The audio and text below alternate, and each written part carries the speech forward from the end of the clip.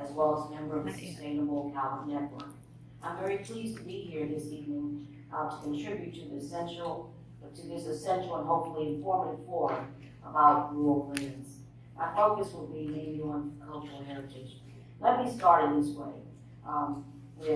When Greg first talked to me about presenting and being a member of this panel, right away I started thinking about my personal experience. So I'll start in this way. When I was in the fourth grade, many years ago, before many of you were born, I began to enjoy the idea of cultural heritage. Not that I knew or understood, nor did I understand the mental construct of cultural heritage, but I knew that I enjoyed learning about history and culture.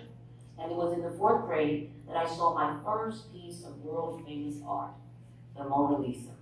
I still remember the excitement of seeing a painting that was centuries old, and the artist that painted it lived in another country. Then in eighth grade, I earned a trip to New York, the World's Fair. Anyone old enough to? The World's Fair. And from the World's Fair, I went to Boston. We traversed a landscape where Paul Revere galloped by horseback, piercing the night with his cry, "The British are coming, the British are coming." And then I remember seeing where Crispus Attucks, the first black man to be killed in the Boston Massacre, ended up falling. And then many years later, as I became an adult, I began to travel, and I had to pinch myself because I was standing in front of the Taj Mahal in India, actually seeing the beautiful architecture there that heretofore I only experienced looking at in books.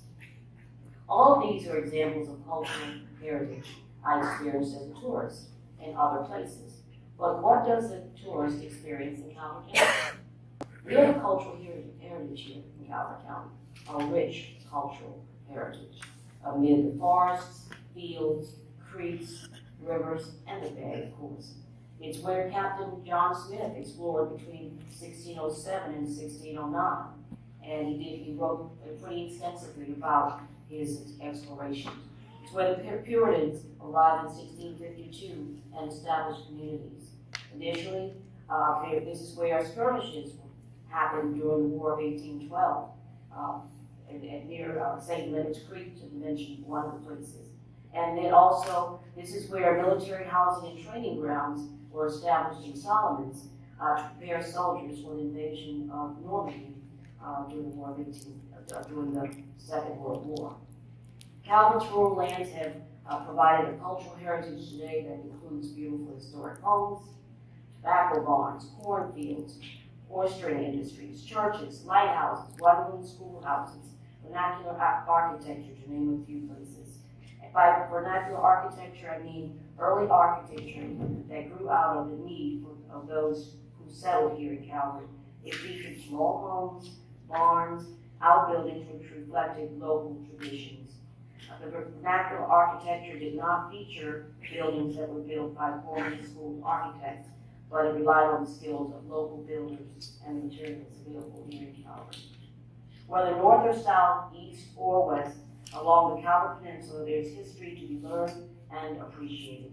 We know that long before settlers came from Europe, native tribes built homes along the shores of the Tuxant and the Chesapeake. Remnants of their existence are still being unearthed. Go to the Jefferson Patterson Park or the Calvert Marine Museum to learn more about them. It's right here in Calvert. And additionally, the water surrounding the county, we could not help but make fish, oysters, and crabs the mainstays of our early diets. People continue to come to the county to enjoy real Chesapeake Bay crab cakes. And the reason why I say real Chesapeake Bay crab cakes is because once I went to Oregon and they were talking about Chesapeake Bay crab cakes, and I'm wondering, what do they know about Chesapeake Bay crab cakes? Because it's sent to them frozen. Okay, and then of course we have crabs that we always season with our Old Bay seasoning. And as been mentioned, local restaurants benefit from serving dishes that derive from old recipes found in the kitchens of Calvert homemakers. Food is part of our cultural heritage.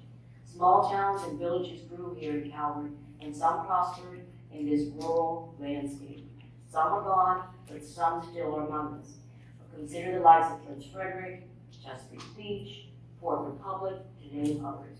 Each town and village included a church.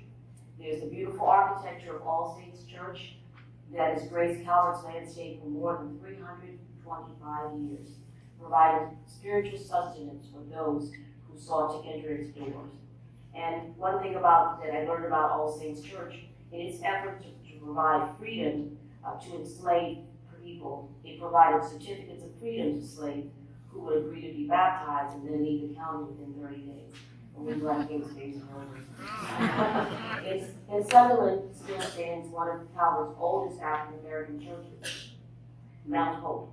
It has an extensive cemetery that offers the visitors the names of Black families that trace their roots back centuries.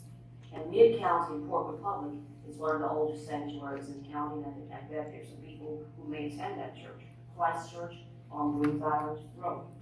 Many current county names can be found in gravestones there, dating back to the 1700s, perhaps the 1600s, all part of our cultural history. And south of the county stands Millham Chapel. The first structure was built in 1684 and was replaced with a brick structure in 1748, and is still an operating church. They may not use that building, but it is still an operating church. Lighthouses quite often dot the shoreline of Calvert, standing erect on the water's edge against hurricanes and torrential rainstorms. Their bright beams across the waters of the bay have prevented many tragedies from occurring involving oncoming ships.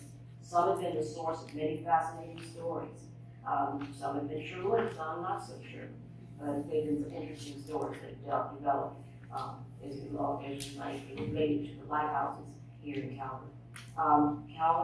Drum Point and Cone Point, for example, they attract visitors annually who want to enjoy the climbs to the top of these lighthouses or see the period furniture that they have, and of course get a glimpse of the lenses that provided light with so many ships.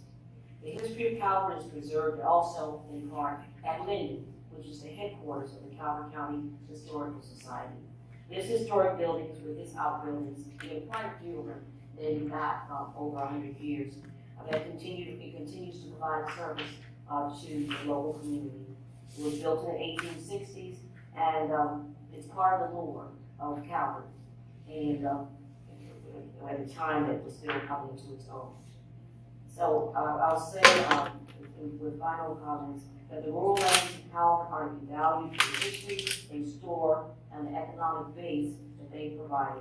Calvert can lose its historic records due to fires such as those the Calvert courthouse experienced several times in the 1880s. However, for historic sites to be lost nowadays due to demolition to make way for excessive development is needless and tragic. Calvert historic heritage must be preserved so that our young citizens, our seasoned citizens, and our visitors can stand in the field and enjoy scenic vistas without being distracted by the sounds of blaring horns during rush hour traffic or the glaring baseball lights along the local roads at night.